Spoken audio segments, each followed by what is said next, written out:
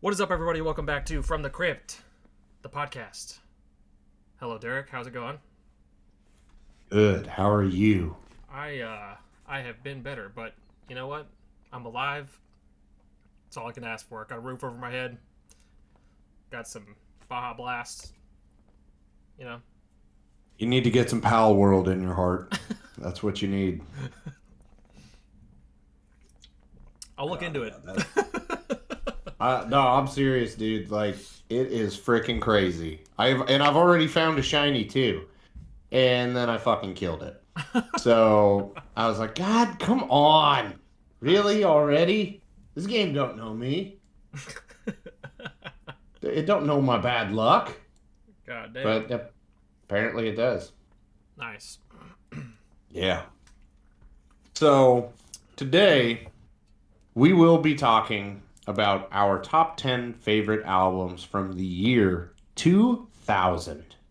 We're taking it back a little bit. Just a I was few years. 12. I was 12 for most of 2000. How old were you, Jacob? 12, huh? I was, shit. I was 6? Yeah. 5, We're old. 6? Something We're like getting that. old. We're definitely getting old. Yeah, we're getting there. Um, I, One I thing can that feel I'm it. going to say about the list is it's fun to make these lists. I do this just for shits and gigs. And it's fun going back through it and seeing how much it still stays the same from when I was 12 versus being 36, Yeah. which, holy shit.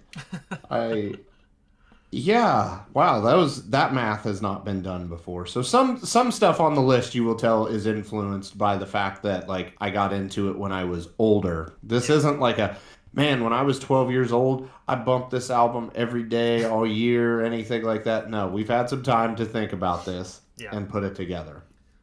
So I've got kind of a unique situation here because there's pretty much not a single album on this list that I was listening to at 6 years old. maybe, maybe one of them if I had to think. Yeah, one of them and one of my honorable mentions I was listening to probably when I was 6, but it probably had to do with my dad listening to it and me just being there by default. Four Um, albums on my list. I know I bought in the year 2000 yeah, when no, they I came out. I was not old enough to have been listening to a good majority of this. There's a couple of them on here probably that I was listening to, but this is all stuff I would probably say within the years following, within like the 5 years following, started to trickle into my line of sight, and yeah, and honestly, to this day, it's all stuff that I would probably listen to now. Stuff I do listen to now for the most part. A couple Oh of them more yeah. so than others, but Yeah. yeah, this I one's kind can of hard, definitely honestly. tell you like not the entire album, but I have listened to at least one song off of all 10 of these albums within the past month. Like I know everybody says it like like our parents said it about their music. Um the 2000s was just awesome for Oh yeah, music. Like especially oh, dude. For me, I don't know about you, but for me, like between 2003 and 2010, probably 2003 2010, like that bracket right there has probably got some of my favorite music of all time. And like stuff oh that yeah. I listen to every single time I pull up Spotify, stuff that I listen to, that stuff that I will be listening to the end of my days. Like honestly, you could probably narrow it down to like 2003 to 2007. Honestly, if we really Oh wanted to, yeah. like that bracket right there, dude, I will listen to this shit forever, and I always have listened to it since forever ago. So I The agree. year 2000 was actually a very important year for me with music because up until then I had listened to stuff and it's whatever. I listened to what my friends listened to. I listened to what my sister listened to. I listened to what everybody listened to. But I was never like, man, I gotta have some fucking music on. I've got to do this. Yeah, The year 2000 is literally the summer of 2000 is when all of that changed. And I mean, yeah, we like just the two of us. How many hours have we spent talking about just music? Not counting the podcast. Dude, Um, outside of the podcast, especially at work, back when we worked together, all dude, the time. every day, all day. Yeah. Yeah. So as far as I'm concerned, the year 2000 is a very, very important year for me with Yeah. music in general. I was probably Um, the same age as you when that transition happened for me as well, but obviously it would have yeah. been a few years later, but around the age that you would have been, I was the same way. Like it all flipped. Honestly, maybe a little bit sooner, probably like 10 or so. I remember being like really into some stuff and I was always listening to music, but definitely by the time I hit 12, 13, like dude, I had music on all the time. Oh And yeah. yeah, I don't know. I had a lot of really weird situations happen with this list when I was looking it up. And I'll be honest, for everybody that's tuning in, completely spaced. I dropped the ball, forgot we were doing this, so I had to recently make my list, as in like 20 minutes ago. Within the last 2 hours, yeah.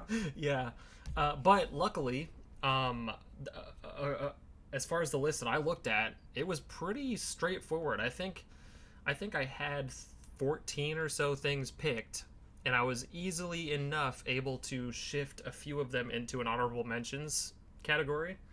And I think I've got the list that I would have picked whether I had been doing this for a week now or a month or whatever, like listening to shit. I'm pretty sure this is still the list that I would have come up with no matter what.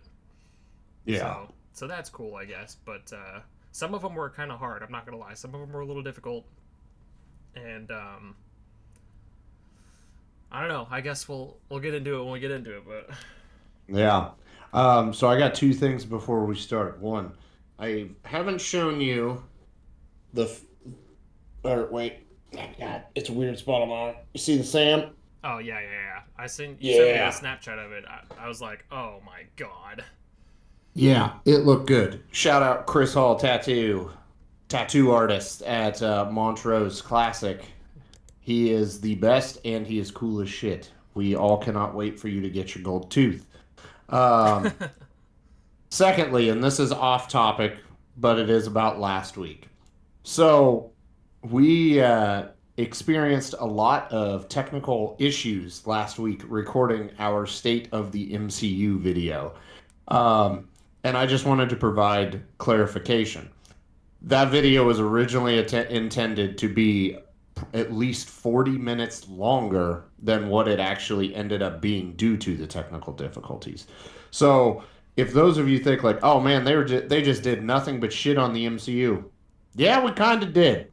But that's just because we were cut off and didn't get to fully finish everything. So, we will be doing a sequel video in the future.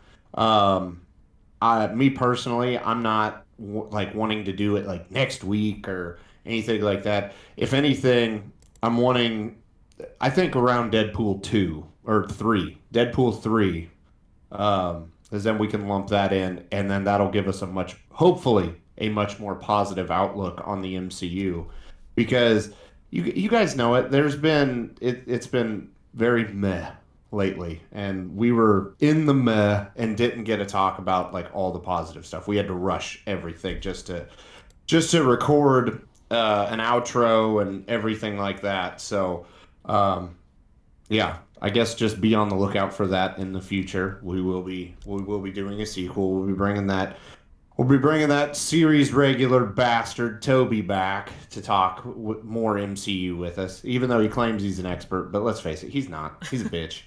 That's what he is. Shout out to Toby. Yeah, no, I think that if we can re-record that, or maybe not re-record so much as like just kind of touch up on all the stuff that we missed, and maybe briefly summarize what we talked about in the last one, because I don't know what exactly the technical issue was. I don't know whether it was my connection. I don't know if it was because we had too many things going on at once with my software or whatever. But I didn't have anything crazy going in the background. I didn't have anything extra that I normally would have had going on. So I'm not entirely certain what happened there. So hopefully, whatever it was, it will not do that next time. and we'll actually get some halfway decent things talked about, and not just shit all over everything the whole time. Yeah.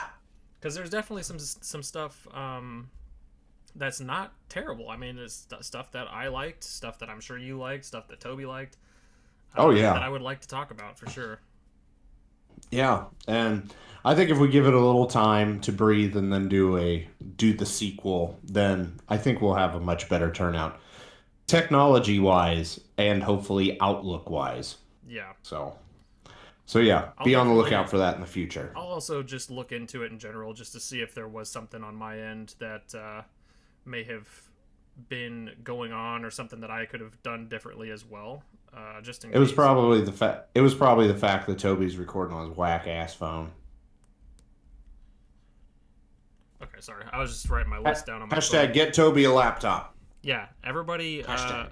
everybody, donate some money, and we'll buy Toby a laptop Yeah, so he can record and on yeah, something decent.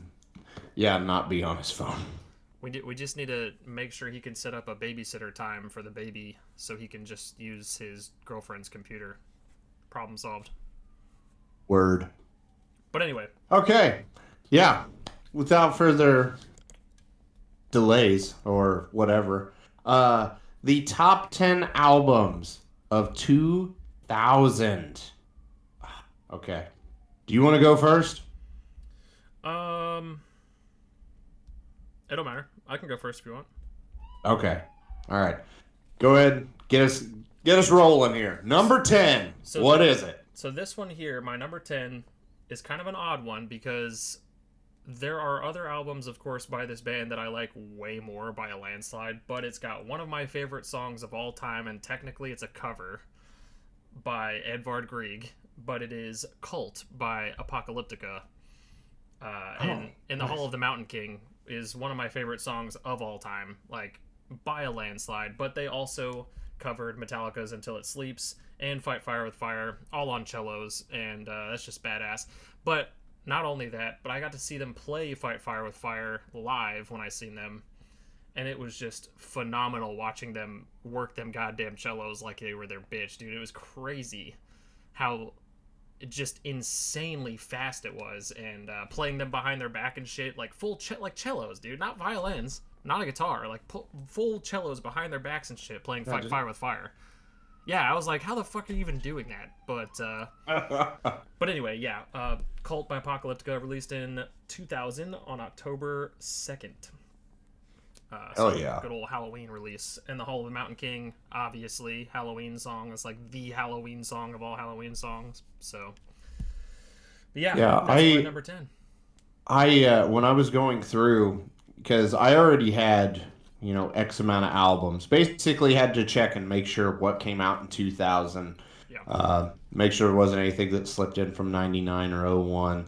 And yeah, I saw Apocalyptic on there because I'm serious. I don't think I knew about them until 2007, Yeah. maybe. So I was like, oh, okay, they did put out an album. That's I cool. would have been in probably middle school or so by the time I had heard of them. So I would have listened to that and the cover of that, but like way later. However, when I discovered them, and it was before they blew up too. I mean, at the time they got pretty big, but I discovered them before they got massive, and dude, I got everything that they ever put out, like everything musically that they had out since then. I had gotten on my iPod, definitely in a legal fashion, not an illegal fashion at all, and but In the Hall of the Mountain King was one of those things, and dude, I played the shit out of that song, dude. It's just, I don't know, it's phenomenal, and it's a really, really good cover, honestly. So Hell yeah. yeah, that's my number 10. All right. Number 10. Something Like Human by Fuel. Okay, Yeah. okay, This album came out September 19th, 2000. Well, the biggest, like Fuel's biggest hit, period, is Hemorrhage in My Hands. That song was dominating radio back then at that point in time. right, I would say some other bangers off the album. I love Down.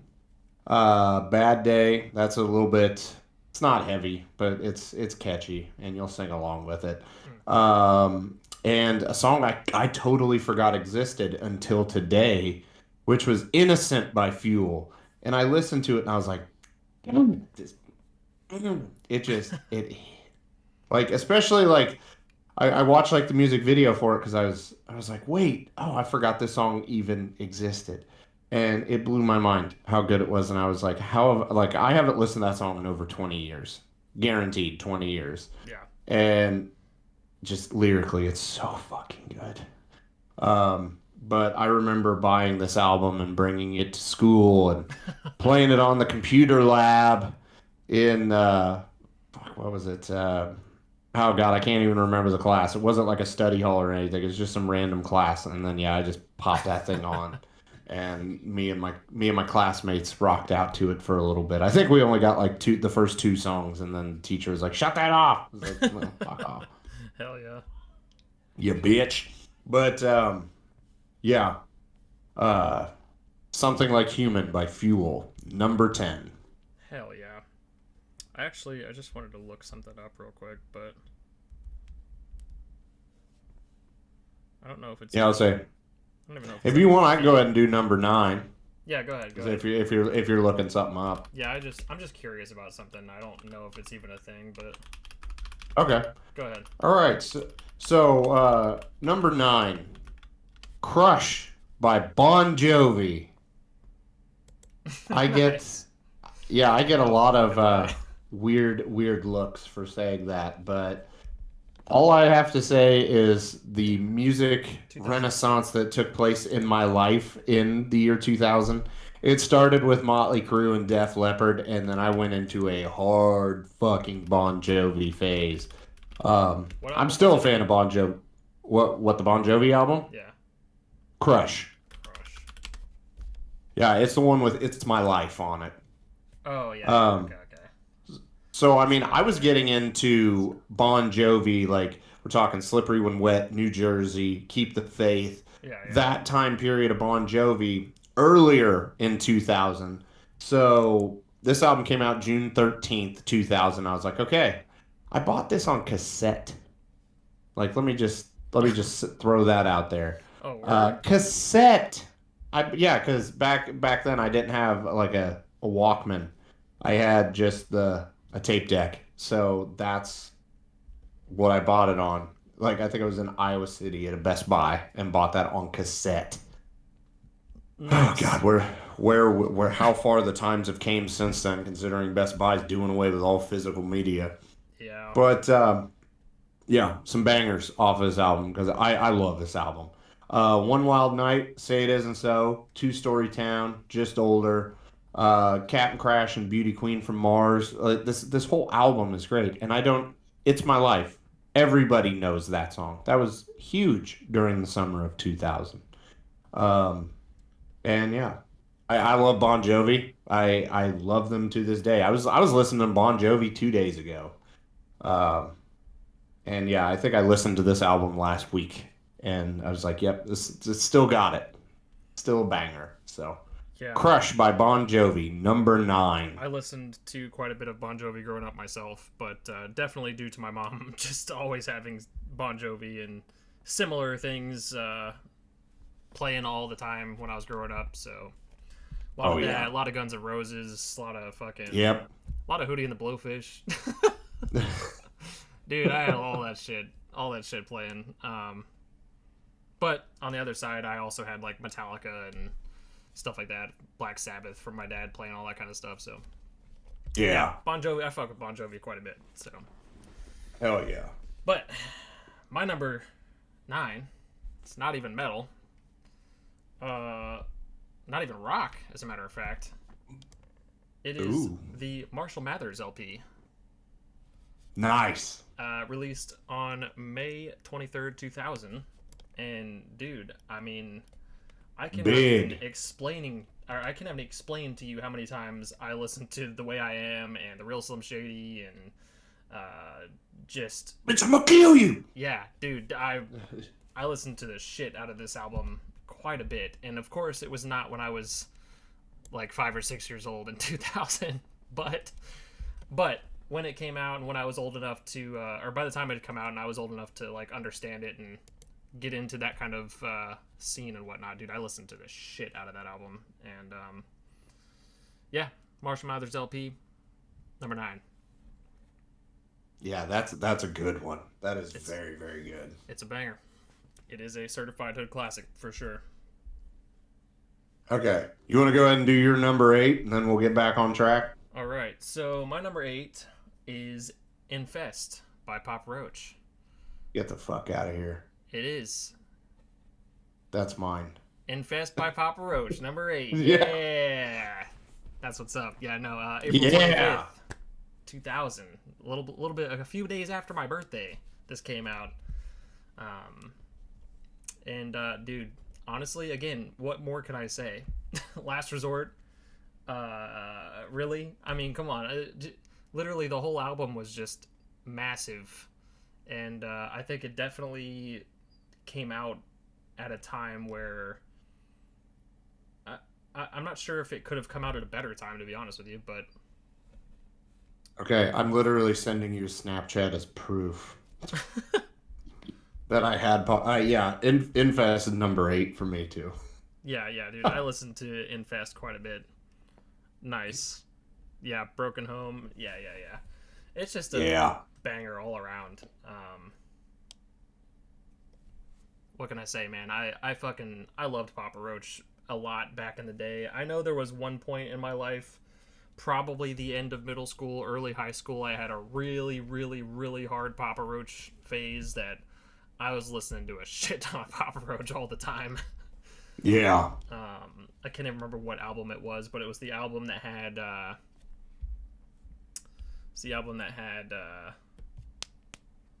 oh shit. What, Getting Away with Murder? No, well, that one too, but I'm just trying Paramore to think of, Sessions? no, hang on.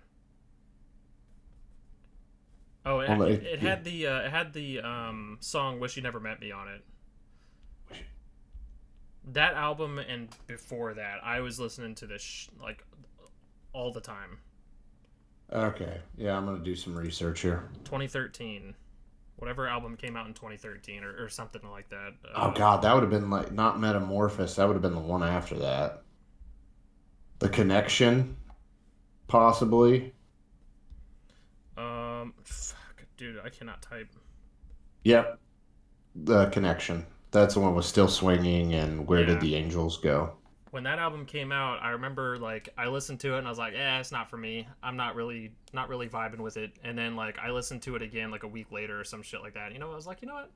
It's not so bad. I fuck with this. I kind of like this a lot. And then I just went down a huge rabbit hole of Papa Roach, and I listened to Papa Roach albums like back to back to back to back for like a couple of weeks. Yeah. But yeah. Infest Papa Roach, number 8 for both of us. Yeah.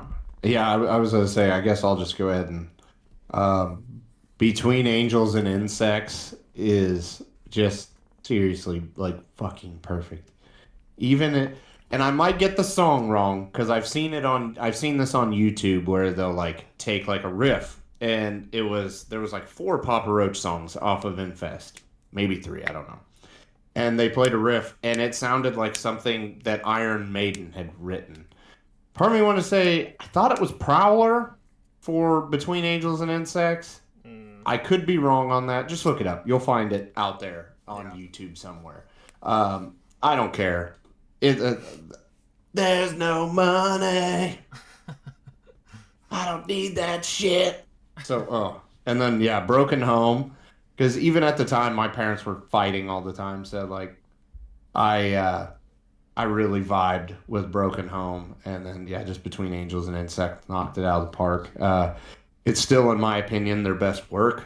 Even though, like, don't get me wrong, I love, hate, tragedy, Getting Away with Murder. Paramore Sessions is where it kind of starts to drop off for me because they, I want to say, took a simplistic approach to like writing lyrics, and I don't know it. But this was their peak in my mind, and that's not a bad thing. They're still shit.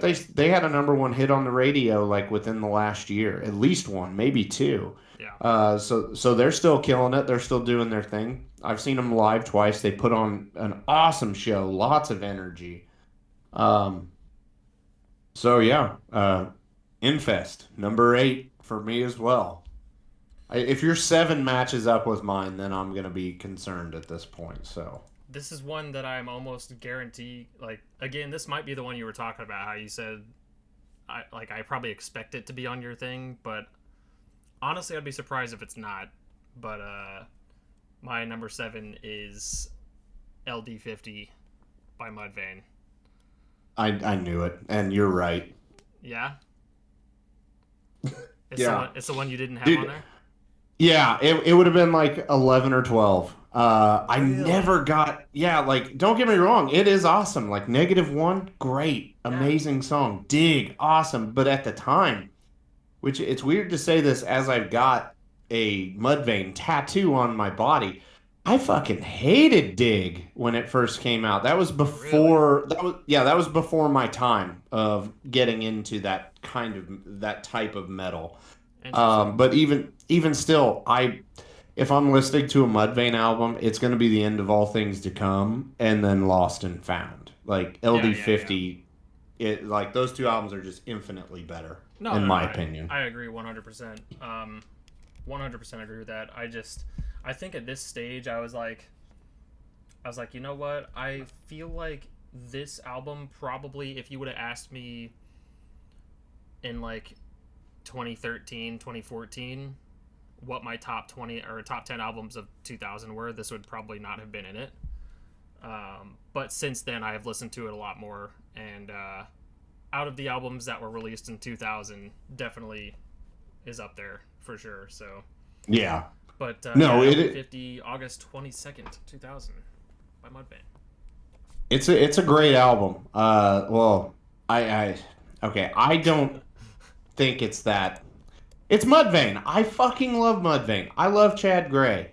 Um, I'm not gonna say bad about it. It just didn't vibe with me, and it still really doesn't. Like they're everything after that has just knocked it out of the park for me. LD50 just did not do it for Yeah, me, no, unfortunately. I feel you. I feel you. Did you want to at like number 5, because we completely skipped honorable mentions? Did you want to at like after number 5 do honorable mentions, or did you want to do them before number 1? Before number 1. Okay, okay. Yeah, we can hit him before number 1, so that way everybody's in suspense Yeah, no, I got you. I got you. and doesn't know what's going on. All right, sick. But All right, so my next album, it's number 7. Yes, yeah, Three Doors Down, The Better Life. I listened to this album so many freaking times, it's unreal. Like it's one of those I would just put on, and like I would put it on my computer, and I'd be playing my 64 in the background, and yeah, and it was like but Windows Media Player days, like where you had to type in all the tracks and everything. So I didn't even know what was what except for like the radio singles. Like so the other songs I was just like, Derek, yeah, track number Derek, 6. Huh. check your phone. Don't even tell me yours is number 6. Nice. God damn, dude. How did Um, I made my list 20 minutes ago. yeah, I made this list like 4 months ago. So yeah, like Yeah, dude. I fucking love this album. Okay, so for anybody wondering why I'm chuckling, yeah, this is also my number 6 or whatever the fuck number we are on. oh, I was gonna say it's 7 for me, it's 6 for you. Oh, whatever. This is my literally Yeah. my next one. So I'm just gonna throw it in there because we're already talking about it. Yeah, But yeah, dude, I fucking love this album so good. by Lance. Dude, okay, so when I was in my band, we covered Kryptonite. Oh, I was begging them to cover Loser, but they wouldn't do it. yes, Um, bitches. I love Loser so much, dude. Loser, I'm pretty sure, is in either last year's Spotify Wrapped or the year before that. I'm pretty sure as one of my top 5 songs. Oh, dude, Loser's easily my favorite Three Doors Down song. It is just awesome. It was definitely in my top five listened to songs last year. I'm pretty sure, because or not last year, but the year before that. But But okay, yeah, so I am gonna say a very controversial thing. I love this album. I hate Kryptonite. yeah. Yeah. Well, yeah. Oh, I dude. honestly, that doesn't surprise me at all. Dude, back in that time period, you got to understand, my parents worked. I was 12, so I didn't need a babysitter. I was just hanging out at the house by myself. I would have VH1 or MTV playing just shit in the VH1 background. all day, dude. I had that shit on all the time. Kryptonite all the goddamn time. So I'm not gonna sit here and be like, oh, I hated it at my first listen. It's like, no, I was like, okay, it happened. But then Kryptonite a million more times, I was like, I hate this goddamn song. I still hate this song. I actually had written Three Doors Down off completely just because of Kryptonite, but then they put out Loser as the second single. And I was like, oh fucking K. What? Yeah. How have we gone from something so bad to something perfect? And yeah, just an awesome album. Life of My Own, Better Life, Not Enough, Be Like That, Duck and Dude, Run. I Duck mean, and come on. Run. Duck and Run was also a song I listened to a lot. Like a Yeah. ton.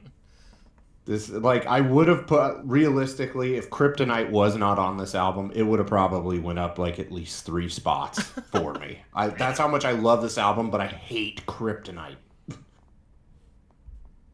Okay, so I guess I'll go ahead and go with my number Yeah. six then, since we Yeah. just we touched on yours. Yeah. Um, okay, this this one takes a bit of a turn. You can tell this is more of a.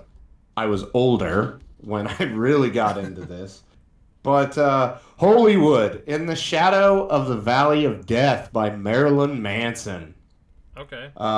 came out a day after my birthday in the year 2000, so that's cool. Um, Disposable Teens, Fight Song, Love Song, Nobodies, Coma Black.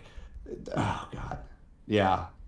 And considering the subject matter that the album was written based off of, the Columbine and Marilyn Manson being blamed for Columbine, which I'll just take a second and use this platform. If you really believe that music and video games and movies are causing shootings or just mass killings anywhere in the US, that it could be a Walmart, it could be a school. You are a fucking moron and just get the fuck out of here. Like Yeah. well, that one, and I know this is off topic. It's kind of not. They literally tried to blame, like, oh, was it? I think it was Sandy Hook. Oh, the shooter played Mass Effect. That's why he wanted to shoot a school of little kids. Bitch, what? No. And then this goes back even further back when Ozzy got blamed for that one kid's suicide because they were like, oh yeah, the song "Suicide Solution" that Ozzy wrote about Bon Scott drinking himself to death. Yeah. Um, if you honestly think that, you are stupid, Yeah. No, I agree. and I fucking feel very sorry for you. Same with That's same with that. video games too. Like video games, Yeah, music. If you think that media, movies of any kind, are the cause of people doing heinous acts like that, then like you need to figure it out. I because yeah, I watch all those things. I play all those things. I listen to music that has lyrical content that would make your fucking toes curl. But yeah, I have and never in my life had any desire to do anything of the sort. Like there's obviously a disconnect in the person's mind and the way that they think, and not necessarily has to be caused by anything. Sometimes people just don't have it, and they yeah. don't have the ability to differentiate what they're doing and the morality behind it, so it's not video games. I remember a lot of Yeah. people were saying that Assassin's Creed, I'm pretty sure Assassin's Creed got recalled because of that, because people thought that Assassin's Creed was going to cause people to do some crazy shit or something, and I'm like, okay. If any game was going to cause a shooting ever, it would have been Modern Warfare 2 with no Russian. Yeah. Yeah. It That's would have true. been that. And you know what? It wasn't because they don't. So you're stupid. Congratulations. Yeah. People just But they have to cling on to something and they have to tell themselves that this is the reason for it, so they can rationalize it in their head and. or try and push an agenda, but that's neither here nor there. Oh yeah. Yeah, we're trailing off here, but yeah. This like don't get me wrong, I Mechanical Animals is my favorite Manson album because it's got more of like a kind of 90s Bowie Manson feel to it, and I love that album. It's perfect. Um, Hollywood, while it's a little step down, it's heavier and it's Manson. It's Manson being Manson, like to a 10. Which in the year 2000, keep in mind, uh, was controversial and goddamn was it awesome, especially when you were 12 years old. All right.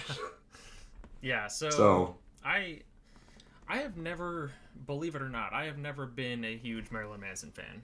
Um, I that's fair. I like I like a lot of his singles. I like a lot of the stuff that he's put out. That's like the more mainstream stuff. But I've never held on to a Marilyn Manson album and just like really love the album as a whole because it's Marilyn Manson and I just love everything he does. I've never been that kind of stuff or that kind of person with Manson's work, but I appreciate what he's done for the metal scene. I really do, and I 100% totally back the whole like not blaming him for crazy shit like the Columbine shooting and all that kind of stuff,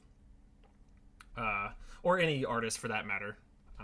But I also Yeah. I'm not a fan of Manson as a human being either. I guess to certain degrees, but Yeah, no, I mean, like right now, he's got accusations against him, yeah, and and hopefully they're wrong. But I mean, yeah, I hopefully, don't know. hopefully, you don't ever want. It's like, oh yeah, that motherfucker's guilty. Yeah, No, you don't ever want that. But in this aspect, I separated the art from the artist the yeah, best that yeah, I yeah. could I because got you. yeah, like when it comes like you said, the Columbine thing. Yeah, no, he was not responsible for that. Go Yeah, fuck yourself for absolutely. even remotely thinking that if you've ever did.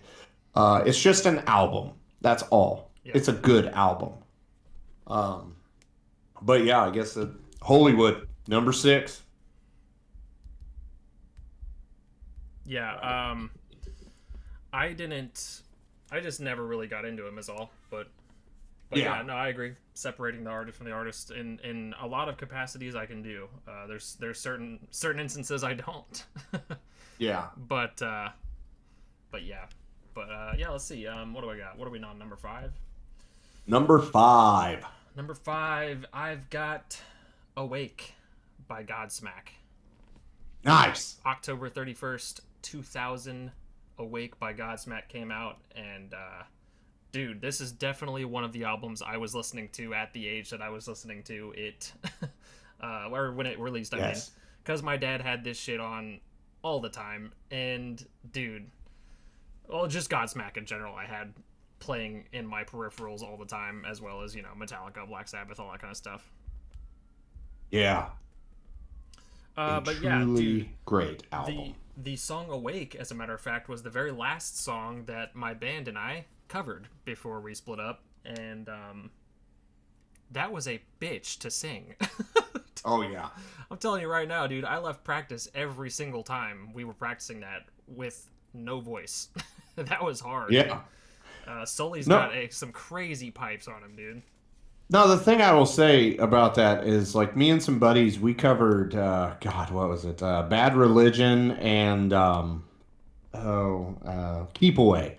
The first album stuff is much easier to do, but yeah, he's like stepping it up in Awake, and so yeah, no, I know exactly what you're talking The about. song "Awake" in particular, when he's belting the "I'm awake," dude, he's just like fucking projecting so much. And dude, I'm a tiny guy, man, and I know that some tiny guys can do that shit, but not this tiny guy, Shit, man. Sully's a tiny guy. Is he really?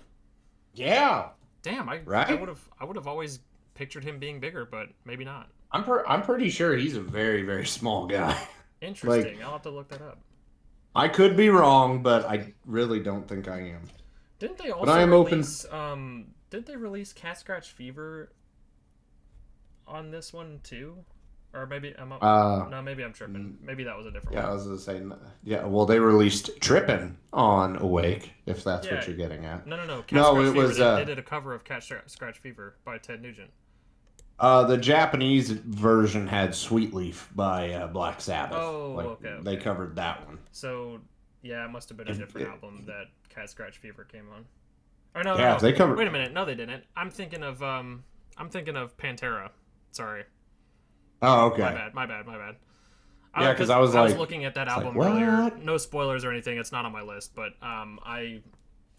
I was looking at that album earlier today, and or before we started this this stream, and I'm pretty sure that album that released this year from Pantera was the album that, or maybe it was a re-release of that album, and I can't even think of the album. Reinventing Steel. Yeah, reinventing the steel. Yeah. I'm pretty sure that's the one that had Cat Scratch Fever on it. That's what I was thinking of. Anyway, Okay. yeah, October 31st, 2000, Awake by Godsmack was my number 5. Number 5 for me, Razorblade Romance by him. Okay.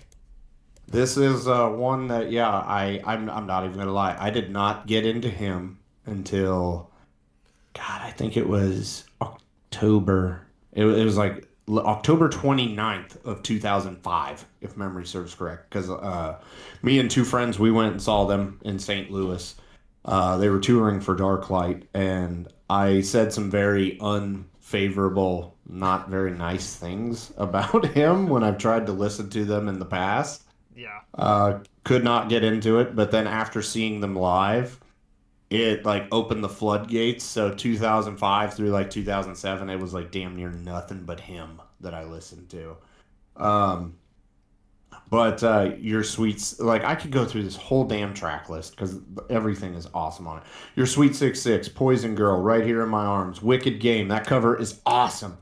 Uh, I Love You, The Prelude to Tragedy, Gone with the Sin, Razorblade Kiss, Resurrection, Heaven Tonight. This, this album, like, yeah, I got into it at 2005 and 2006, and I mean, I got him tattooed on my leg. They're one of my favorite bands. This was just a great day. Well, not. I always forget about they. This isn't their debut in my mind. It always is, but it's not. Um, just an all around great album, and I'm still bummed I didn't get to go see them on my birthday when they were touring, like their last tour, because the ticket prices were astronomical. Shocker. Um, but yeah, this is a band I know a lot of people, and I always tell everybody like, if you did not listen to it in your teen years, I really don't think you're gonna get it as an adult. I really don't. If you do, that's awesome. Uh, but I feel like if I was just introduced to him yesterday, I'd be like, this shit is whack. What? Like, no. Well, I'll have to give it a try and let you know, because I'll be honest with you, I don't think I've ever heard a full him album before in my life. Oh, I yeah. As a matter of Once fact, you I'm not sure I've heard more than probably 3 songs by him. oh, dude, they're all so good. You'll have They're to all send me your like the best him album in your opinion to get somebody into him, like your last ditch effort to get somebody my age into him, and I will honestly, without a doubt, give it a shot. damn. That would either be Razorblade. I would say either Razorblade or Darklight. Okay, remind me of that after this, and I'll do my damnedest. Again, no promises. I don't know, but I listen to a lot of stuff. You know, I listen to a lot of weird ass shit, dude. That I probably Yeah. normally would not be listening to if I was a normal person my age, but Yeah. I do anyway. So Yeah. No. we'll give Hopefully it you enjoy it, but if we'll give it a anything, you go. will just provide evidence to my argument that like it's just something you have to listen to when you're a teenager going through all those changes and everything. Yeah, Um, it I being feel you. just a hopeless romantic that always gets shit on. Yeah. Yeah, then you'll get it. You'll get it 100%. A hopeless romantic that always gets shit on. Damn, I might actually be into it. I'm seriously gonna laugh. God, this is changing my fucking life right now. Jesus, dude. I swear if I get into him, I'm gonna message you and I'm just gonna be like, dude, he understands me. He gets it. Billy's got my back. Yeah. Oh Lord Jesus. Okay. Oh, but yeah. What are we on? 4? 4. Okay. Number 4. On March 7th, 2000, an album called The Oh Sickness my. Are you fucking serious? by Disturbed came out. No fucking way. Is that really your number 4? Yes. Yes, fucking way. That's my number 4. Here, hold on. Dude, I'll send you the I proof. can- But go ahead, keep talking. I can promise you my 3 and 2 are not the same as yours. Maybe number 1 might be the same as yours, but I can promise you 2 and 3 are not the same. I have a feeling that what you think my number 1's going to be, it's not going to be that. Uh Yeah, The Sickness by Disturbed, March 7th, 2000. And again, it's just one of those albums that, like, what more can you say? I mean, it's got The Sickness on it, it's got Stupefy on it, it's got Dropping Plates on it. Yep. Dude, I mean, it's just got a bunch of bangers. The whole thing is a banger, honestly, and it's probably, in a lot of people's opinion, the peak of Disturbed's career, to be honest with you. But I would say 10,000 Fists is personally my favorite, but I agree. but I know a lot of people that would disagree with that and prefer The Sickness. I don't know, but I don't care, because this is a banger. I like 10,000 Fists more, but you cannot deny that this album was just a really special place in the history of metal, especially new metal, and just the just crazy weird shit that they were doing. It's just Yeah, I mean, come on. iconic. Ooh, ah, ah, ah. Yeah, Ooh, exactly. ooh, ah, ah, ah. Numb, want, yeah, for real. Yeah. The whole Okay, thing was so just really good. yeah, meaning of life, numb, want, voices. Yeah, this album is a great album. I do agree that I like 10,000 Fists more than this album. Yeah, But same. fuck, dude. Just being a 12-year-old kid and hearing this stuff, Yeah, I felt like the edgiest motherfucker on the face of the earth. yeah, Like same. it's just so good. So I've actually got a little bit of a weird story. And Miss Cheris, if you're hearing this, I don't mean to bring it up again. I know you took a little personally last time, but I had a friend a long time ago, and yes, I was probably 5 or 6. Okay, I was little, and my friend that I met because when we lived on post, the houses were set up, the apartments or whatever were set up where the fronts were like a U shape, and the back Okay. there was backyards facing each other. So there was a backyard fenced in, and then there was an open space right here, and then the next street over would have the backyards fenced in on the other side. Well, I saw this little girl playing in her backyard on her swing set. My little mischievous ass climbed my fence and went over to her house at like 5 years old, climbed her fence and started playing with her on the swing set because I was just Get it, playa. I was Get just, it. yeah, I was always getting the ladies no matter what. I was a lot cuter then too, so it worked. But anyway, so naturally her mom comes outside and is like, "Hello?" Who the hell is this bearded 5-year-old? Yeah. Does your mom know you're over here? And I'm like, "No, I just wanted to swing." And she was like, "Okay, well, let's go talk to your mom first, and you can swing all day. I don't care." So she went and told my mom, and they made friends and so forth. And anyway, her mom listened to a bunch of Disturbed and like heavier shit that my parents were definitely not listening to by any means at that point, other than like, I mean, the heaviest thing that I probably was listening to at that point would have been Metallica or Godsmack or something. That's pretty much it. Like, Yeah. definitely not Disturbed, especially not with The Sickness, So, yeah, so anyway, I remember one day it was raining like hell and I was hanging out with them. I was spending the night at her house or something. We were playing games or something, and she was going to go to her boyfriend's house or something, her mom or whatever, And she took us with her, of course, because I think she was going to pick her up or pick him up or something. I don't remember. But it was raining like hell, and she had this fucking album playing on the drive there, and I just remember being so confused and a little bit scared and shit, and I didn't You're sitting understand there it. like, Yeah, but ooh, since wah, that ah, ah. dude, since that day, it just burned into the back of my mind. So fast forward years later, and I'm listening to it. I'm like, oh my god, I remember this from when I was listening to it in Jessica's car or her mom's car on the way to get Steve or whatever the fuck his name was. And yeah, I tagged her in it one day because we had lost touch. Years and years and years had gone by. We had lost touch. I hadn't seen them, hadn't heard from them. I was probably like 15, 16 years old by the time this happened. And I went to my mom and I was like, hey, do you remember Miss Cheris and Jessica from when I was little? Are you in touch with them at all? And she's like, no, I haven't heard from them in years. I think they moved like across the country or something. And I was like, oh, that's weird. And by that point, we had all had Facebook. So Yeah. we looked them up on Facebook and we found them and we like connected again and shit. And I tagged her in a post saying that like I really appreciate her for introducing me to like metal and shit. And now she's like a little older. She's matured a little bit, and she's not into that kind of stuff anymore. She's very Christian. Like she's met somebody completely different. She's like married to a pastor or some shit like that now. And she was like, "Oh, I'm so sorry. I steered you down the wrong path and all this kind of stuff." I'm like, "No, no, no, no, no. I love it. This is my shit, man. I love this stuff, you know."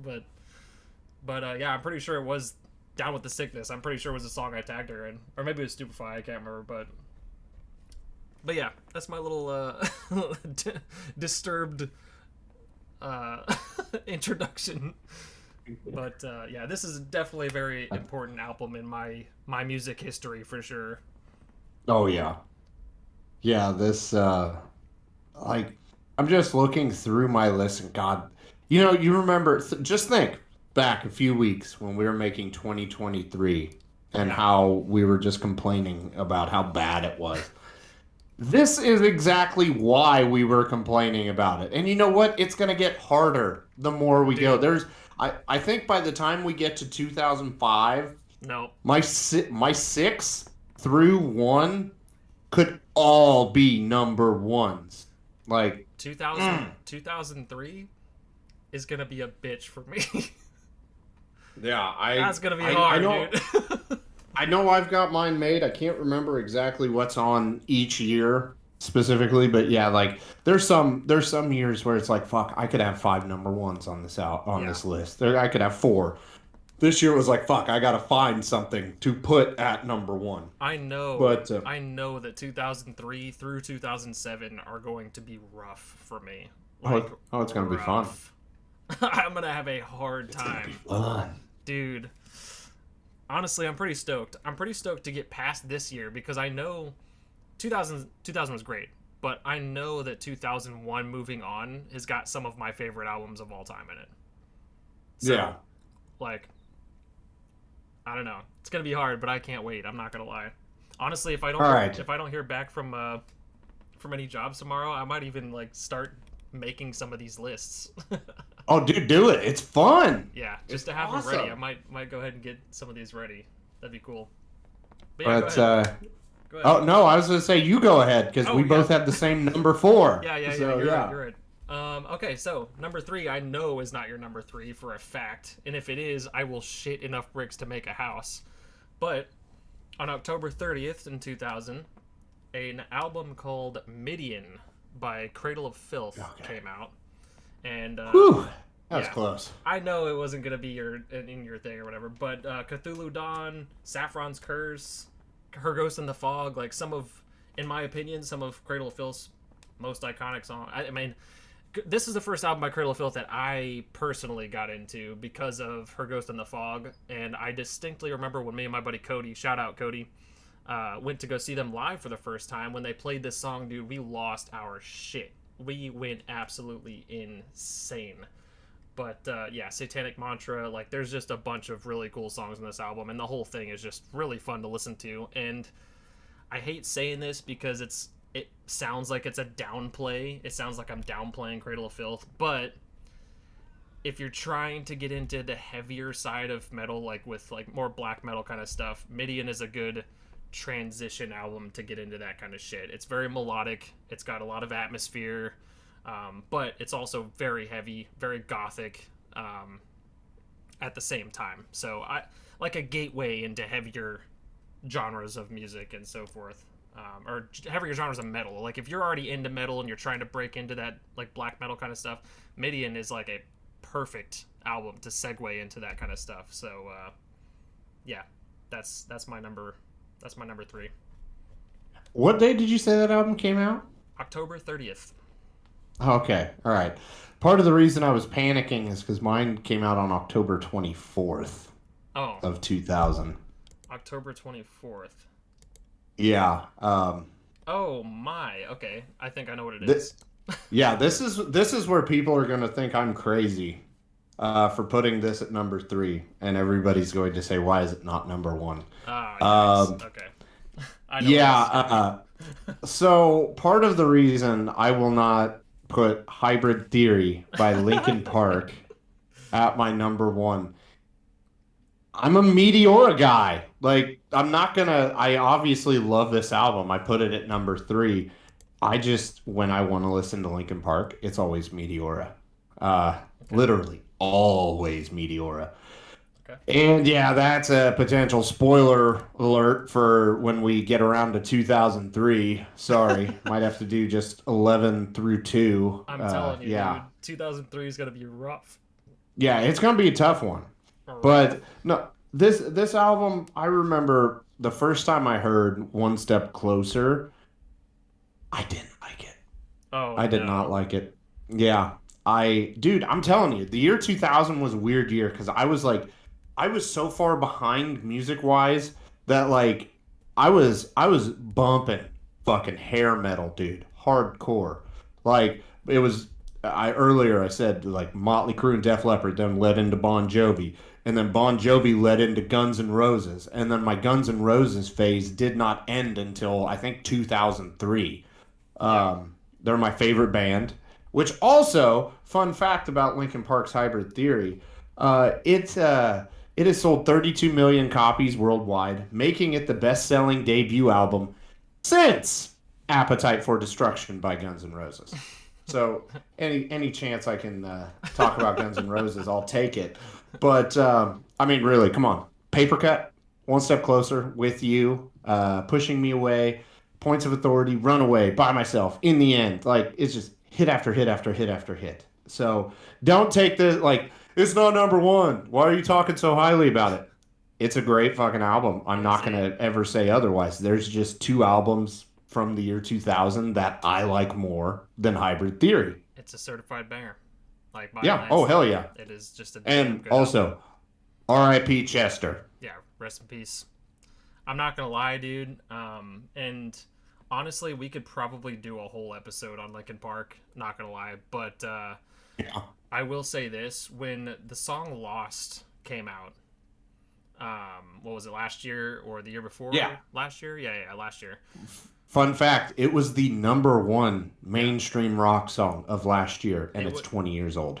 It's in my top 5 songs listened to last year. I mean, I listened to it a lot, but just like a little bit of a side note, like Hybrid Theory and Meteora both, and Minutes to Midnight as well, were just albums that helped me get through a lot of shit. I mean, a lot of shit when I was younger, especially middle school, because middle school just fucking sucks for everybody. Early high school, dude, I was bumping Linkin Park a lot to get through that kind of shit. So when Lost came out, and trust me, I've kept up with Linkin Park quite a bit. Okay, so I felt like I was just like growing up with them, especially Chester, because I love to sing, and of course Chester's one of the greatest vocalists of all time. There's no denying that. So Hmm?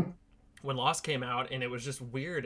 It was just so weird hearing Chester singing again in a song that he didn't release when he was alive. It was just kind of a weird like uh culture shock in my brain. I was just like, dude, I'm not even kidding. I almost broke down and cried when I started listening to it.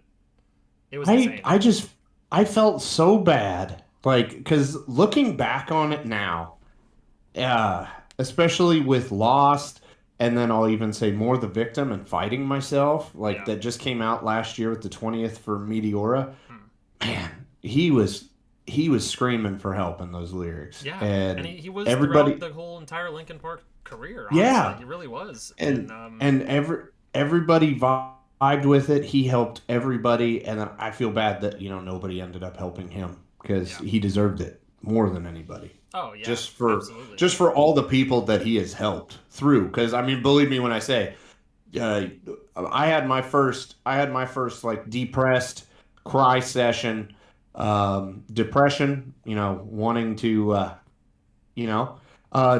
live in Texas the day I think it may not have been the day it came out, but some shit went down and I bought Live in Texas and I was by myself and I was listening to it in my car.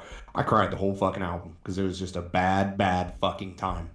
Yeah, And so it's sad looking back on that now, but I mean it's just truly, truly great music yeah. that he produced, and it's a shame that he's gone. It is. It is, dude. I was almost in tears when I heard Lost, and just I don't know. It just felt like he was there. It felt like he was still there, and spiritually, I think he still is. He's still in the air. He's still in the atmosphere. He'll never be forgotten. Like Oh God, he's no, just one of those yeah. people that will just forever be remembered until the end of time. Like he's gonna be there. So, matter of fact, I've even been asked before, like, um, if I was to bring back any musician that's passed away just to like talk to him about something, Chester's been one of my first answers almost every time. Oh yeah, uh, yeah, but unfortunately, that list is getting harder and harder to choose from. yeah. Just The because, further we go on, the more we lose. yeah, it's rough. But anyway, yes, I feel you. But yeah, so that's Hybrid Theory, Lincoln Park, number three. Now, my number two was difficult, and I think I think that you'll definitely know why I didn't put it in number one once I tell you my number one, and that is what it is. But people that know me personally, especially people that knew me around this time, or not, no, well, not this time, but when I was listening to this artist anyway, would know that this is easily one of my favorite artists and probably one of my favorite albums of all time. But that was also released October 30th, oddly enough, 2000. Follow the Reaper by Children of Bodom. Nice, yeah. Probably the first album I ever heard by them. Shout out Cody for showing them to me because I love Children of Bodom. Again, rest in peace to Alexi. I just Jesus, the singers that have passed away, it's just ridiculous. But one of my favorite vocalists of all time. This album is just flawless. I'm pretty sure it is in my playlist of 10 out of 10 albums that I just think are flawless all the way through. But Follow the Reaper, Bodom After Midnight, Children of Decadence is one of my favorite Children of Bodom songs of all time. It might even be in my top 50 songs of all time, to be honest with you. Every Time I Die, Mask of Sanity, Taste of My Scythe, Hate Me. Dude, there's literally not a bad song on this whole fucking album. And if you have not gotten a chance to check it out, definitely do it. Follow the Reaper by Children of Bodom is, in my opinion, a classic, and it will forever be in my heart. I will blast Children of Decadence full bass boosted until the day I die, dude. It hits so hard. That opening guitar at the beginning, just oof, man, it'll send you into a coma, dude. It's fucking nuts. Oh But yeah. yeah, definitely check it out if you haven't already. But I listened to this album a lot when I was introduced to it. Of course, not in 2000, but yeah, around freshman year in high school, probably. Maybe sophomore year, I can't remember. Whenever Cody was showing me all these fucking crazy ass bands that I'd never heard of, and yeah, dude, this song was on the list. Or not song, this album was on the list of albums that I had played quite a bit. But Hells yeah. yeah. Rest in peace, of course, Alexi. That happened I think 2 years ago. 2020. Yeah, it was something like that. 2020, I think, yeah. But yeah, that's my Fucking number two. that asshole of a year. Yeah, the whole Um, year was a whole asshole. yeah, it was to everyone. Okay, I'm not going to talk very long about my number two because it has already been mentioned by you. Number two, Awake by Godsmack. Um, this album is just fucking righteous. It is so good. Our run out song for our basketball team my senior year was Sick of Life by Godsmack. Nice. Yeah, and then you got Awake, Greed, Bad Magic, Going Down, Trippin', Mistakes, Dude. Vampires, like one of the best instrumentals ever. Vampires, Spiral. Mm. I didn't This even album. I didn't even talk about Greed, but dude, Greed was just a banger as well. All the way Oh, through, man. dude. That shit hurt. That shit hit. The fucking music video for Greed is fucking awesome too. Yeah. But Absolutely. yeah, yeah, so good. I remember one time we were practicing for an event. We kind of did a fundraiser for a friend that was going away, um, and so some buddies decided to get together. We'll put on a concert. I sang. That's when I sang "Keep Away" and "Bad Religion." But one of the songs we kind of messed around with during practice was "Bad Magic." That was Okay. yeah, that was a fun one to sing, especially when your guitarist is playing drums and your weird friend is playing guitar. Uh, so yeah, I Godsmack will forever be one of my favorite bands, somewhere in there because I know their last two, three, four. Yeah, they're basically everything since four hasn't been the greatest, but man, Godsmack, freaking Awake. Ah, man, I honestly go back and forth with Faceless, but I love four. Faceless It is was up there. just you see, I swear to God, I think I'm the only person that doesn't like Faceless because Sully's voice in Faceless really bothers me. Like he doesn't sound near as good as he does on the first two albums, and that's one of the things that just gets me with it.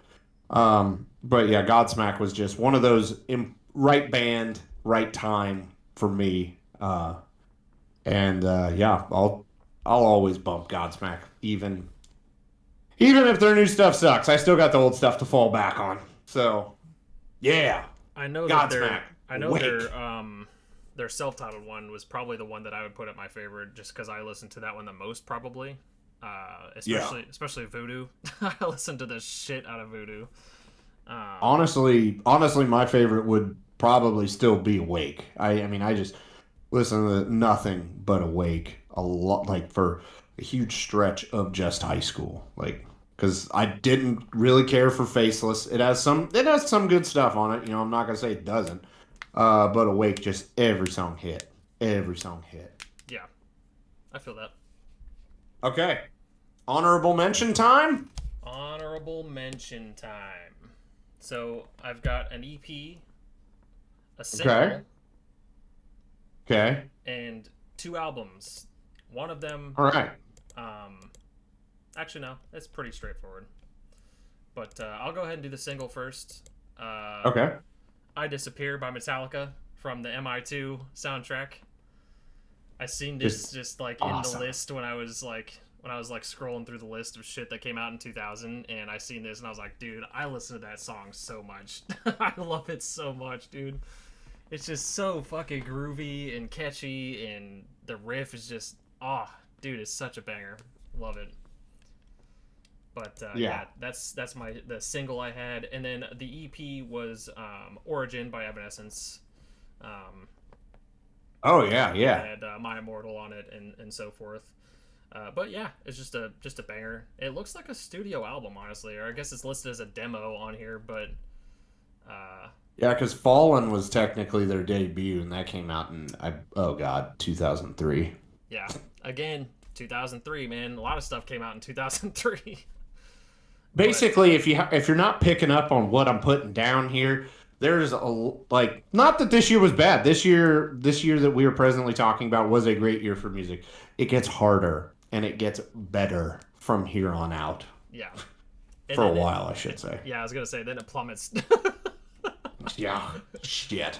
But yeah, so the two albums I have on here are "Clayman" by In Flames, Okay. and that's only because I love In Flames, but it's not my favorite album by them by any stretch. I do like Clayman, but it's not my favorite.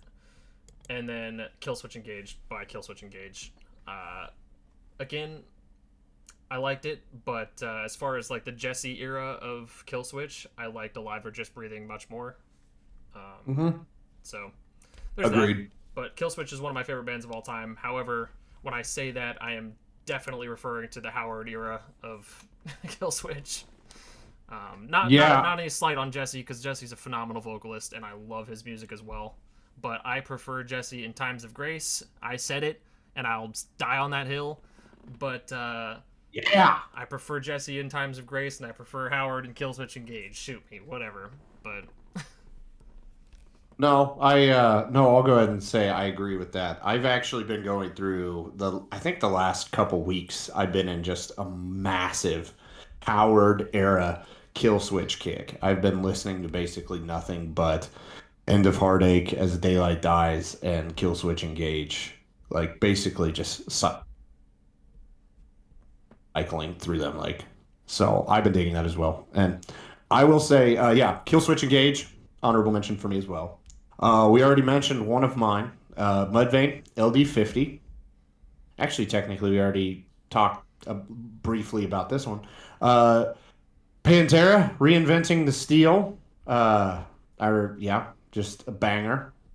And then Merdinones by A Perfect Circle. It's like, don't get me wrong, I love Judith. I love The Hollow.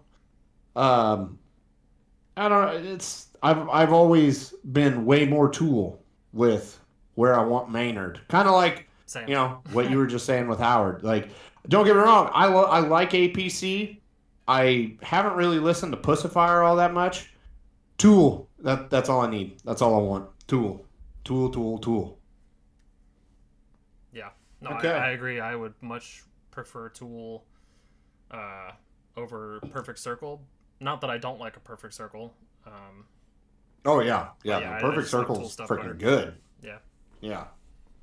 Tool just scratches that itch, and I don't need A Perfect Circle to scratch it. Yeah, no, I feel you. Okay. Number one. I think I know what yours is. Yeah, if you guys couldn't tell by my absolute stroking of Linkin Park, October 24th, 2000, Hybrid Theory by Linkin Park is my number one, and I have to disagree with you. I like Hybrid Theory more than Meteora, but trust me, it is by the most narrow of margins. I mean, just a hair, and dude, we don't really have to go through all of it, of course, because we already talked about it, but fuck, man. Points of Authority, Crawling, Runaway, By Myself, dude, the whole album is just wow. Dude, I could listen to this album front to back every day for the rest of my life and I'd be completely satisfied. And this album is also in my list of 10 out of 10 albums that I think are just good all the way through. It's a no skip album, if you will, for me. Yeah, I will definitely say that. Yeah, you listen to the whole thing all the way through. Yeah, just like Meteora. Like Meteora. And Meteora, yeah, for sure. Definitely no denying that. Okay. What's your number one? Released on October 17th, 2000. Which, I just want to go ahead and point this out. October 2000 was like the best month for music ever. Dude, a lot of these we listed tonight were in October, yeah. It's like, think about it. What was Linkin Park? The 24th? Yeah, something like that. The 24th. Godsmack was the 31st. We've got this one. I know you said Cradle of Filth was on there too. And Children of Bodom were both the 30th of October. Yeah. So this could be one of the best months in music ever. We should have just done the top 5 albums of October 2000. Shit. We'd have plenty of material. Shit. My top 3 would have still ended up the exact same. Like. Yeah, same. Me too. So, yes. The the chocolate starfish and the I hot dog flavored water by Limp Bizkit. I fucking knew it. I knew it. Dude, of I knew course it. you knew it. If it wasn't gonna be Mudvayne or Linkin Park, I knew it had to have been Limp Bizkit. I knew it had to have been. Oh yeah, Now, because keep in mind as well, just to go back to the whole like, this is stuff that I wouldn't have been listening to at that age. My parents had this album. They had it. They had a physical CD of it in our CD case that we took on road trips and shit like that. oh And, yeah, and they never, ever allowed me to pick that CD. I Not when I was little, anyway. But I will go ahead and say that partially, I think one of the main reasons that I say the F word as much as I do is 100% because of this album. yeah, And anybody that has watched everything we've put out so far, you know I say the F word a lot. Wait till I get really worked up, then it's about every other word. yeah. I definitely say it's got to be chocolate starfish because I like hot dog. Come on, come on. Was it 49 F's in this Yeah. effed up rhyme? But God, dude, and the older I get, the more I really do appreciate this album. Just for like for instance, the Roland Urban Assault Air Vehicle. That's a rap song. That isn't even a rock song. They remixed Roland. They got Method Man, Redman, DMX. Who else am I forgetting? No, I think I got it. Just awesome. And then take a look around. Oh, Mission Impossible 2 again Yep. being mentioned. Yep. Freaking Full Nelson, like that Full Nelson literally makes me want to fight people. Like if I think there's even a remote possibility that it's like, okay, you're going out, there may be a fight. There's two songs I listen to. One, it's Miracle by Nonpoint, completely different year. Two, Full Nelson by Limp Bizkit, because I'm just getting in the mindset that I'm gonna knock somebody the fuck out. Like Nonpoint had an album out this year too, did they? I believe they did, but honestly, I think there was only like one non-point album that like I liked start to finish. Other than that, it was non-point. Non-point kind of falls in the same category as Seven Dust with me. Like the singles are good. Like I'm not going to say otherwise, but whole album wise, it's not the best experience. But that's just my own opinion on that. I have that sentiment for Nonpoint, but not Seven Dust. I listen to a ton of Seven Dust. Oh yeah, yeah. No, one thing I will say is super funny is when I was younger. This would have probably been in 2001 by this point. My buddy Matt, he came over, and we used to talk on the phone all the time, long distance, but talk about old school problems. But he's like, "Hey man, my mom, she got me chocolate starfish on cassette. I'm coming over Friday. We're gonna do a sleepover. We're gonna be playing some No Mercy, and we're gonna listen to Limp Bizkit." The only thing that we didn't realize at the time was that Walmart sold edited albums. Oh, Because I was 12. no. Censored albums. Oh my Damn. God. A censored version of Chocolate Starfish is Not just even completely. no point. Yeah. Because half of Hot Dog is edited out, Yeah. and then about half of the rest of the album is edited out. Yeah, what's But the point? I remember putting it on. And I was like, yeah, here we go. I was like, what? What the? And I was like, okay, dude, we gotta shut this off. Like, we can't listen to this. It's horrible. Yeah. You have to have the fuck in it. Yeah. That's all there is to it. Can't have chocolate starfish without the fucks. This is not happening. Another thing I will say is I know, like, in the later half of the 2000s, it became like almost a fun thing for everybody. Yeah, I fucking hate Limp Bizkit. I've always hated Limp Bizkit. I have legit never been that person. Anything that I liked when back in the day, I still like it to this day. So I'm sure I'll get some awkward glances at more lists that we do, especially by the time we get to where I was driving and stuff like that, because that's my music taste changed for a little while. Yeah. But I never understood that, like, and especially like Creed and Nickelback, they're the exact same boat. They put out bangers, and then like years later, people hate them, and then it becomes almost cool again to frickin' to be like, yeah, yeah, no, I'm bumping Creed again. I'm bumping, Dude, motherfucker. 5 years ago, you were saying how bad they sucked, it's always and cool that's to bump constant. Creed. Well, yeah, yeah. It's always Like, cool to bump Creed. oh, dude, hell yeah. Like, I mean, I celebrated Creedmas this year. Um, The entire but Weathered album, I have I have destroyed the physical copy of my parents' Weathered album because I listened to that shit so much oh when I was yeah. little, dude. But and I mean this like for whatever reason for like Creed and Nickelback it kind of died off the hate for them and now they're Yeah, being I don't want to say like oh my god we appreciate you but they're being more appreciated. yeah, I mean in 2021 Limp Bizkit put out Still Sucks like as a direct jab at everybody saying that they still suck. I don't fucking get it. I yeah. really don't. I think Like they're just a part of that group that for a little while it became quote unquote cheesy.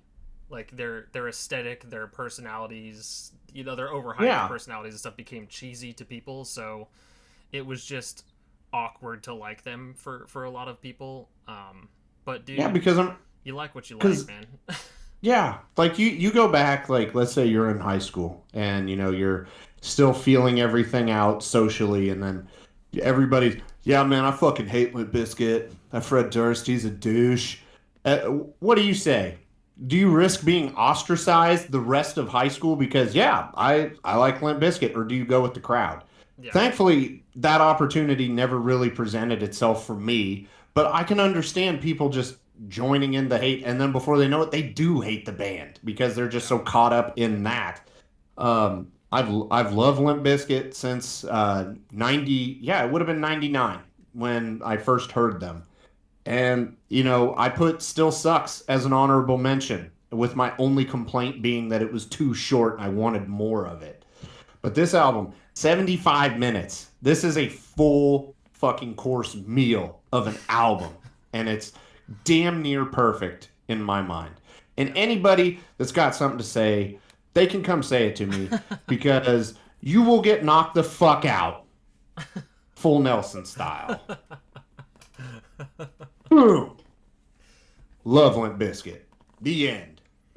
Yeah, so I never got huge into Limp Bizkit. I never hated them, I don't think. I never really had like a Limp Bizkit hate phase or anything, but it's also just never something I got like heavy into personally. But yeah, I listen to it now and I'm just like, yeah, I fuck with it. Same with Nickelback. But I listened to a shit ton of Nickelback when I was younger and Creed as well. I never got on the hate wagon with Creed. I've always loved Creed. Yeah. So Nickelback, I will say I did get on it for a little bit because around like Dark Horse and then I think it was Here and Now, it was just not good. oh yeah, yeah. Like, Now I'm not saying that they have great music all the time, but especially with Dark Horse and stuff, it started getting a little sketch, and I was just like, yeah. ah, I don't know about all of that, but okay. Yeah, it's like okay, so I like two songs off of this album. What the fuck? The last album I loved everything until radio ruined literally everything. So, Yeah, they yeah. played the shit out of that, Oh god, yeah. but yeah. Look, I listen to whatever the hell I want to listen to. I don't give a shit. Yes. People jumped on the Slipknot hate train as well. People hated Slipknot for a long time, because Well, it was just cool to hate Slipknot. I, mm, Oh, it I will was. say I was I will there. say just from my own perspective and being I guess in my own bubble, I don't really ever recall that as much as like Creed or Nickelback or even Limp Bizkit for that matter. I remember for a Um, long time, especially in the metal community, that it was just cool to hate Slipknot because they were just popular. They were just big. They got fucking huge, and then of course the metal community just got so fucking zealous about it that it was cool to hate Slipknot. Look up YouTube compilations. I guarantee they exist. Oh Of yeah, no, I'm people not just denying it. I'm dunking just on them like for no reason whatsoever. And as we discussed in our Slipknot video or our Slipknot episode, dude, they hit, and they have never not been heavy as fuck until like recently.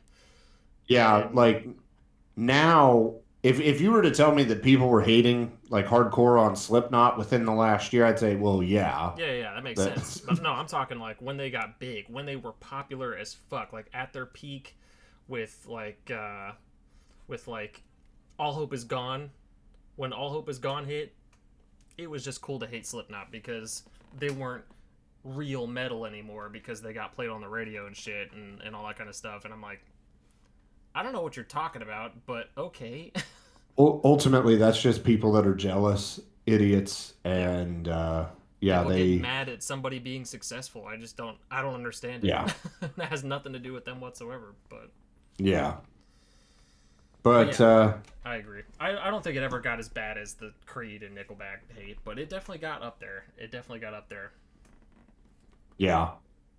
Yeah, I don't recall that. I'm not denying it by or like disclaiming what you're saying by any means. I just don't recall that ever Oh yeah. being a thing. But I can believe it.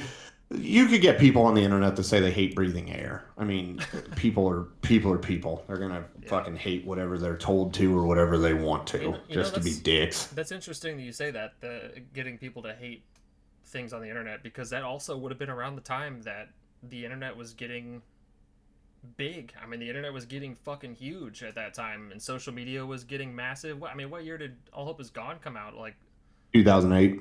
yeah, 2008. I remember I got my Facebook in 2009 or some shit. Like, it was, Shit, I didn't. I lived out in the fucking country, and the only internet I could get was dial up. And playing WoW on dial up was a yeah. fucking nightmare.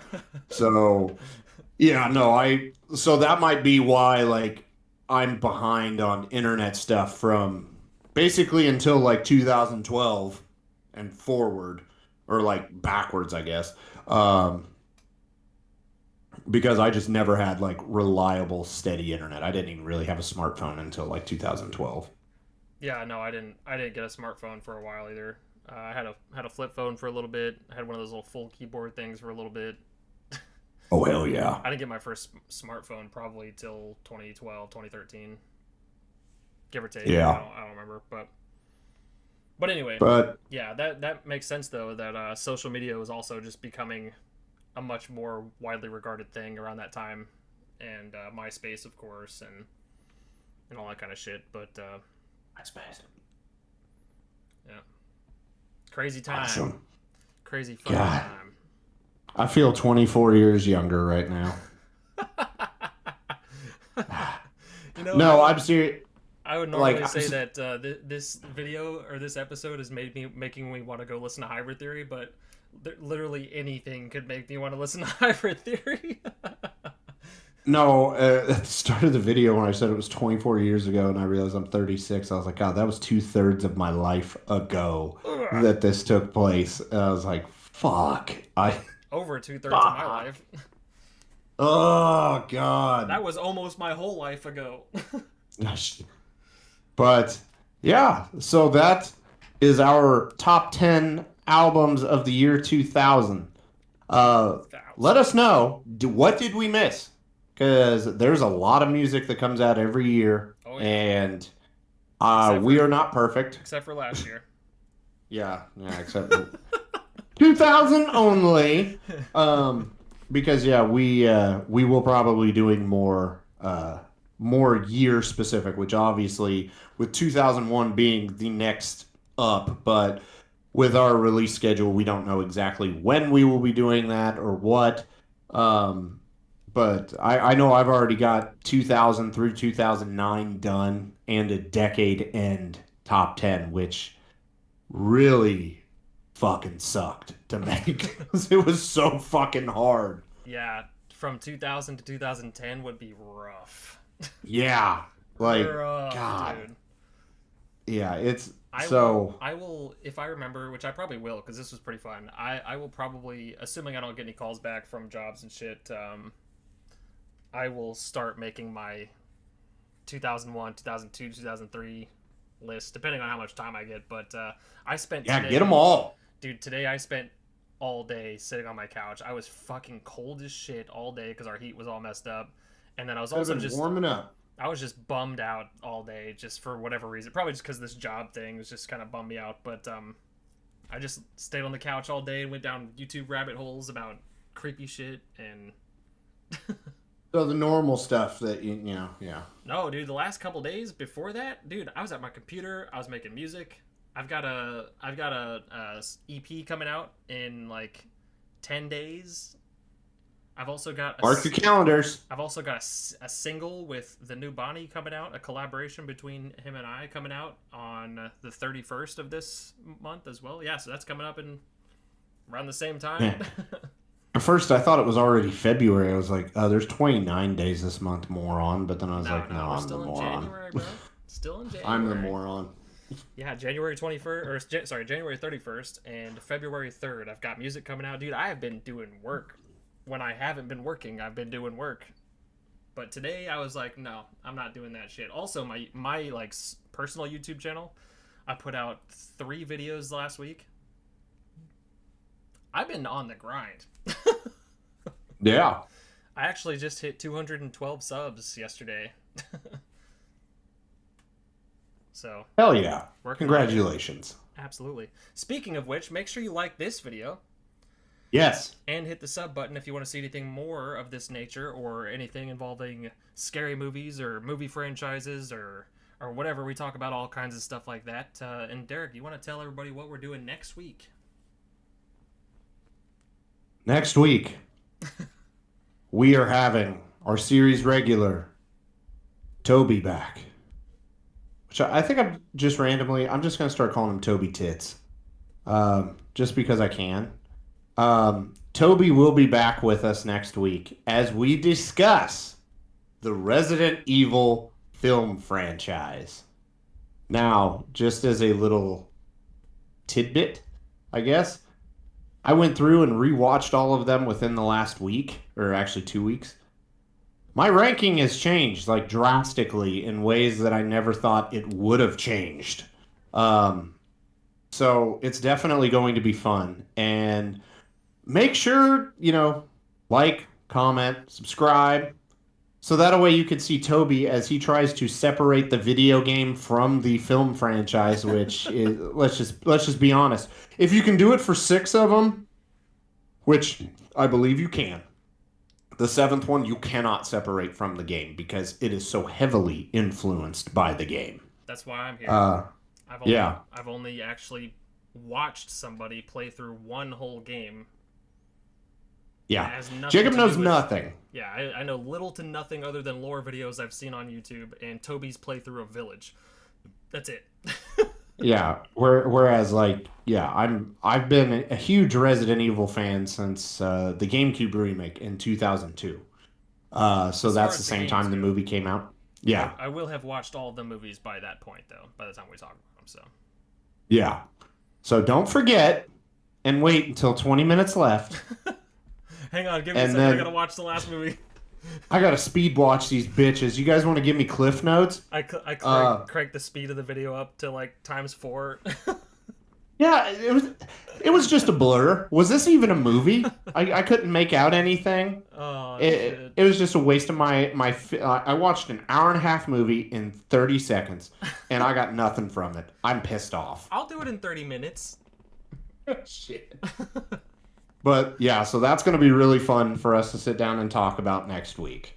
Hopefully with no technical difficulties again. Yeah, hopefully not. And yeah, don't forget, let's get Toby some money so he can buy a laptop. Please, and doesn't have to be on his computer. Doesn't have to be on his jank ass phone, and least, he can sound good. At least get him a mic that he could plug into his phone or something. Those exist. Yeah. We got to make something happen with the poor guy. But yeah. And also, play Pal World, Pokemon with guns. But I'm going to be talking about this game for like months. I hope you realize that. I know. I got to get into it. I got to look into it. And it does look fun. I'm not denying that. I got to look into it. Of course, money is the priority there, but it looks great. I'm not gonna die. It looks great, and I've seen a lot of people posting videos about it. I haven't watched any videos on it, because I don't know how spoiler intensive this game is. I don't know if it's like story based or not, but It's survival. It's basically Ark and Pokemon had a baby, and that's the game. And it's awesome. I'm loving it so far. Even if I did already kill one shiny I ran into, but you know what? Whatever. Fucking, gotcha. I'm not perfect.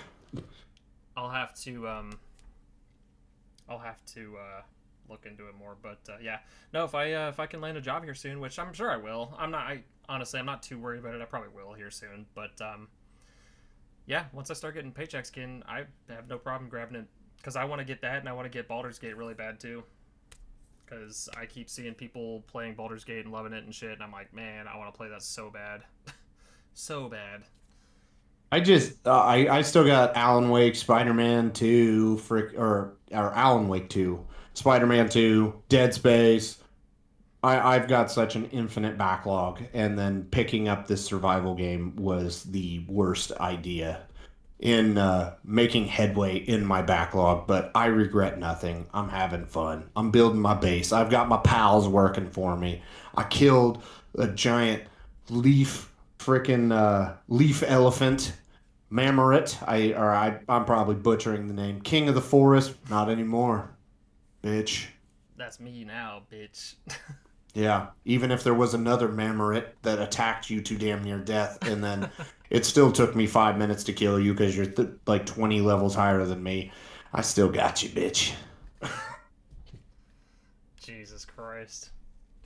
But yeah, so until next time, everybody, have a good one. Peace. See you next time.